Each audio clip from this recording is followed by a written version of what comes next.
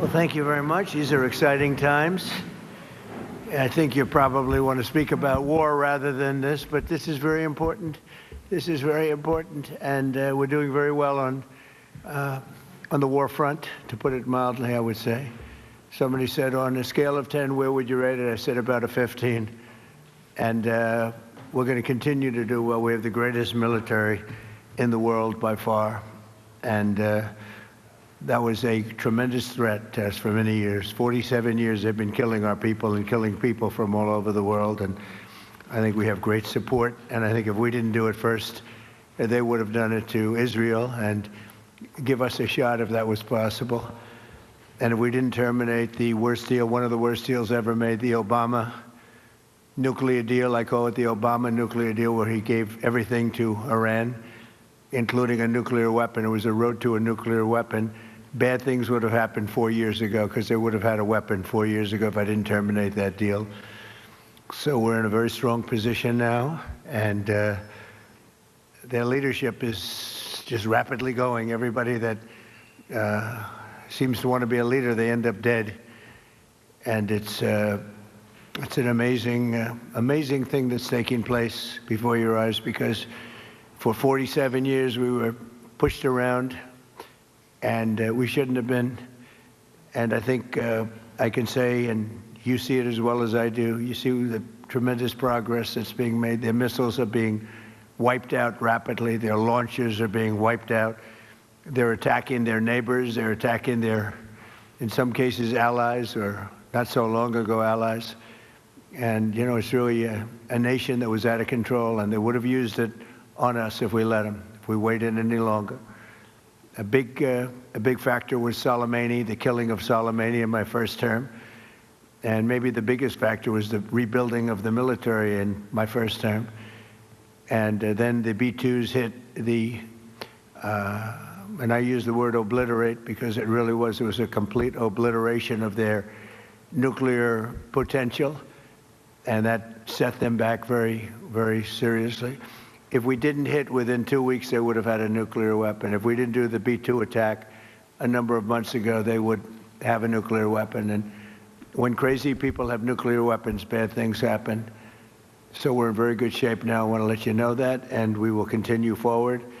But it's a great display of military strength, and I'm very proud to have, with some of the people in the room, both senators and congressmen, we rebuilt, and women, we rebuilt our military during the first term, and we're using it a little bit more than I thought we would have to. Venezuela worked out really great. We have a wonderful relationship with the president and the various representatives, and we're taking out hundreds of millions of barrels of oil, and that goes to our benefit and to Venezuela's benefit. They'll be doing better than they've ever done before, and we will get a big piece of that, and we'll also make life wonderful for the people of Venezuela who have been very, very badly hit. So that's a lot said in a short period of time, but you can witness it for yourself. And now we'll get on to something that I'm very proud of, because it was sort of my idea, like very much so. Build your own power plant. And everybody thought I was kidding. They said, really, you can do that? How would you do that? I said, we'll get you fast permits, and you'll build your own plants, but we're going to discuss it in great detail with the biggest people in the industry and some of our great leaders and senators. And congratulations on the Medal of Honor for your 100-year soldier. You know, 100 years old, 101 to be exact. And Daryl's been fighting that he get the Congressional Medal of Honor for many years, Daryl, right? Mr. President, I give you all the credit for overcoming the lawyers in the Department of the Navy in a way that I thought was amazing. Yeah. And well, nobody could have done it but you. Maybe it'll be a long. We had to get it to him a little bit quickly, but he looks like he's in good shape. He's got some years left, right? He's planning to come back here for your next Medal of Honor ceremony, and he's also going to be the star at Tailhook this summer if you want to come to Reno. Well, I congratulate you for that success. That was amazing. He didn't stop. I've known him a long time. He never stops. So congratulations. It's very nice. We're here this afternoon for a historic signing that will help keep down utility bills very, very substantially, and electricity prices for millions of Americans, and in many cases for a lot of people that don't really understand why they're going up, but they're not going to be going up, they're going to be actually going down. Today we follow through on an announcement I made in my State of the Union address last week, as America's largest tech companies officially signed the Ratepayer Protection Pledge. It's a big deal.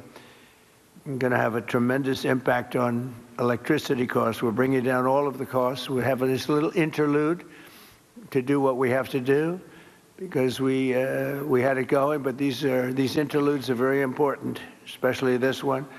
But the economy has never been like this. We broke 50,000 on the Dow.